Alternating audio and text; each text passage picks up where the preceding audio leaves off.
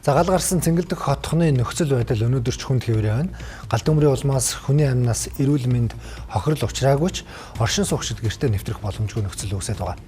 Учир нь барилгын дотор их хэмжээний тортог тогтож галын шалтгаан нөхцөлийг тогтоох дүгнэлт үргэлжилж байгаа. Тодорхойлбол өнгөрсөн 5 дугаар сарын 27-нд буюу өчигдөр агуул дүүргийн 15 дугаар хороонд байрлах цэнгэлдэх хотхны барилгын 23 дугаар давхарт гал гарсан. Дуудлагын дагуу нийслэлийн онцгой байдлын 4 ангийн 5 тасгийн далгаруу албаагч 27 тусгай зориулалтын автомашинтайгаар ажиллаж галыг 18 цаг 20 минутанд бүрэн унтраасан юм. За нийслэлийн агуул дүүргийн 15 дугаар хороонд байрлах цэнгэлдэх хотгонд өчигдөр 16 цаг 2 минутанд гал гарлаа гэх дуудлага нийслэлийн онцгой байдлын ерөнхий газрыг бүртгэгдсэн. Үүний дагуу онцгой байдлын ерөнхий газрынхаа ирж ажиллаж 18 цаг 20 минутанд бол галыг бүрэн унтраад дууссан. За галд бол бэртэд гэмтсэн хүн бол байхгүй. Тэгвэл өнөөдрийн байдлаар бол яг галын дүгнэлтийг одоо хийхээр хүмүүс ажиллаж байна. За иргэдийн хувьд бол сэтгэл санааны хувьд бол нэлээд тогтворгүй байгааг хэлж байгаа юм. Иймээс бол яриа өгөхгүй гэдэг тайлбарыг бол өгöd байна. Манай онцгой байдлынх нь одоо дүгнжээгээд эцсийн шийдвэрээ гаргана.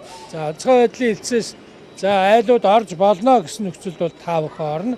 Одоо л орох боломж байхгүй.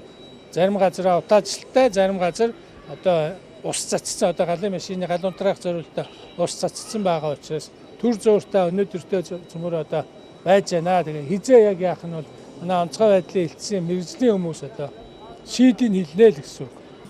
Яг уу шалтгаан нөхцөлийг бол та бүхэн мэдж байгаа хуулийн байгууллага эцэслэн тогтоодог тийм ээ.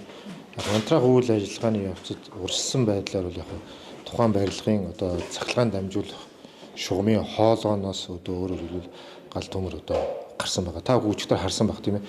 Гадагшаа бол барилгын ямар нэгэн байдлаар үүдээ одоо ил гал гарсан зүйл бол харагдаагүй шүү дээ тийм. Цэнгэлдэх хотхны гал гарсан байранд нийт 92 айл амьдардаг. Гэвч гал төмрийн улмаас айлууд гэртээ байх боломжгүй болжээ. Иргэдийн хувьд энэ нь хүндрэлтэй нөхцөл байдлыг үүсгэж байгаа ч аюулгүй байдлынхаа төлөө төр өөр газар амьдарч байгаа юм а. Мөн урьдчилсан байдлаар захилгааны доголдлын улмаас гал гарсан гэж нийслэлийн онцгой байдлын газраас үзэж байна. Иймээс иргэдийн аюулгүй байдлыг хангах зорилгоор захилгааны аюулгүй байдал дээр сууц өмчлөгчдийн холбоо барилга барьсан компани зүгээс анхаарал хандуулах шаардлагатай байна.